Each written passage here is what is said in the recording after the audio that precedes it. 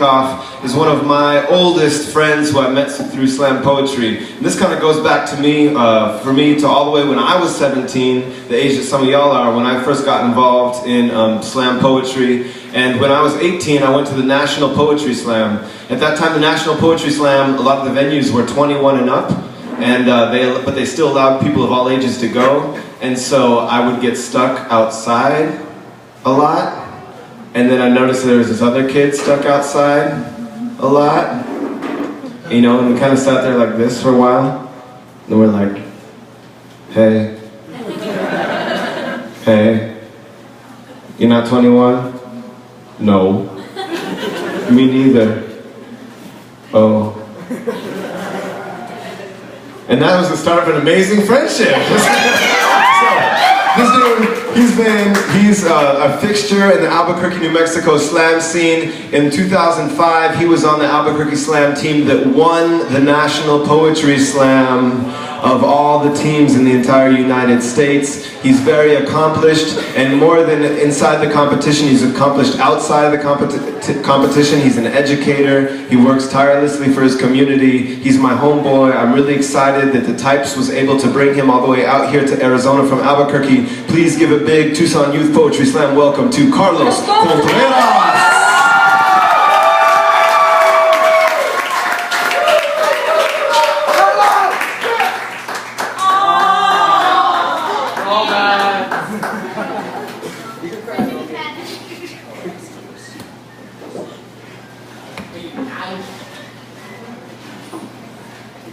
How y'all doing? I'm Carlos. I'm from Albuquerque, New Mexico. The stories he tells are true tonight, not always. We met 10 years ago, almost 10 years ago, and I've been doing this for 10 years, and it's nights like tonight that remind you, and all the days leading up to this event, I kept reminding Logan that there was going to be days and nights like tonight that remind you why you do what you do. And so 10 years removed from starting doing what I do, it's seeing young people do what they're doing here tonight that makes it that much more important. So I'm just honored to share the stage with y'all, and thanks for having me. So I'm going to get into some stuff, like stop me, hit the wrap it up button when I'm supposed to stop, you know? Okay. I'm going to try and do some new work.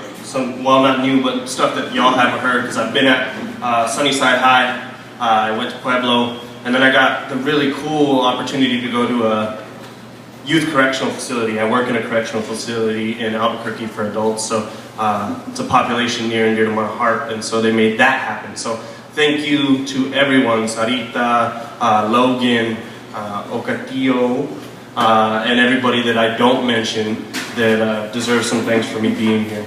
Southwest Airlines.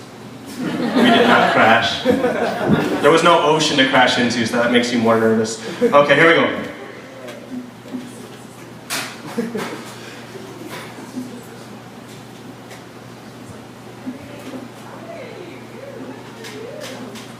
I'm winding down the slow groove bass lines, wound up from the pound of chest flesh heartbeats. I want to turn tables and scratch out whatever it is that's got me. Like Badu spitting wet grooves atop the roots, I'm stuck. Like a DJ caught in the groove. Don't bump the table, don't bump the table. Let me stay here for a second. Match my heartbeat to the pace and patch a broken record. What's the BPM? Turn my headphones up. Pass me a mic, hand me a pen, pass me the heart of that 8-year-old boy I was then, and allow me to squeeze out an expression of what this means to him. You see, then, I wanted this, but didn't want the bad days, chased away by cigarettes and a passionate lay, then back to boarding passes and carry-on bags to catch a plane. I wanna be star, consumed by sky more like a half-flickering flame. Better use to smoke some hopes, torn between life and the desire to see my name, in quotes, unquote, parentheses, on the path to get here I never knew it meant I'd be, always on the road, mile markers and gate numbers reminding me I'm always far from home, close parentheses, period, back to the poem, a declaration of aspirations to see a billboard dedication, my name, in bulbs. Sometimes, though, I wonder if I get to change and really just play with poems, synonymous to sandboxes and blocks, to scribble crayon nonsense and Oshkosh, but gosh, my gosh, where's the answer? Lost in the desolate playgrounds of an 8-year-old mind, dangling from monkey bars, skipping rungs to catch a 27-year-old attention span, like, look what I can do. 19 years later, it's still, look what I can do! And I've begun to think to myself, childish? Maybe. Determined? Crazy. So either way, I'm flipping on balls, resigned to work and not be lazy, shifting views of old hobby into new career, trying to get this poetry thing here to pay me. For the doubters, naysayers, and bad-mouthers, the answer is easy. Sometimes when you're dreaming, you gotta bank on maybes. So maybe this ain't written for you. And perhaps it's not written for me. Perhaps the title of this poem should be Written for Dreams. This is for every child's mind that at bedtime splits the sky and it sings because there's gotta be more out there than this. This is for every dingy poem and pair of legs that stride the track of Route 66. I pen one-act plays and scribble exquisite scripts so y'all can categorize my work as genuine shit. In fact, call me religion, because in essence, I genuflect when I spit.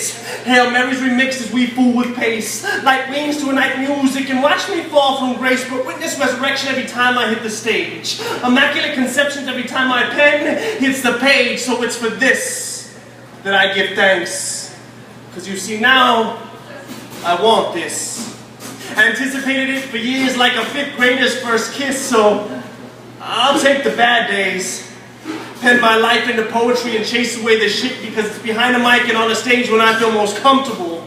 On nights like this, winding down the slowing bass lines and slowing heartbeats, figuring out it's this poetry thing that's got me.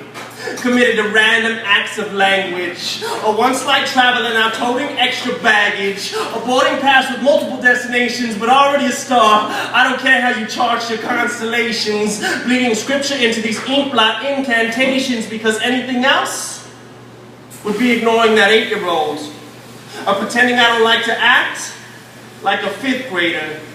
I can't ignore poetry or the affliction of needing to write, so these and others I give you aren't really just poems.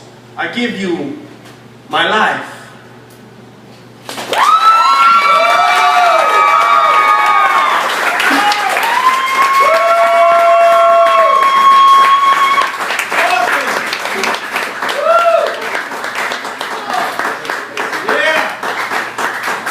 So if you've been at the 2 high schools, then you might hear some things over again, and I apologize for that. I'm trying to kick some poems that you haven't heard before.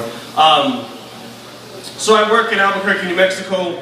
I'm a teacher. Part of being a teacher really kind of speaks to my belief that college is incredibly important. Being a first-generation college graduate, it's not always in the cards for everybody. But there were things that helped me get there, and one of the things that helped me get there was the belief from people outside of my family, other than my mom, that realized and believed that I could do it. And what I'm getting at is going into college, I got, it may sound like a small amount of money, but I got a $1,000 scholarship going into college for writing an essay, right? So this year, my wheels spun, and I dreamt up this idea of giving away a $1,000 scholarship. I don't have $1,000, but I make chapbooks. So what I've done is created a new chapbook. They're for sale tonight. If you buy one between now and May of 2012, that's a long time from now. Between now and 2012, May, I'm trying to sell 200 chapbooks at $10 a piece. If you do the math, I can do that math. It's $2,000. I'm going to chop that in half and give half of it away as a scholarship from my business, I'm a Star Productions. So those are here tonight. Quick plug. I have some other stuff. If you're interested in any of it, sweatshirts, t-shirts, or chapbooks, a lot of that money is going to go towards what I'm calling the I'm a Start Up College Fund. So that's that.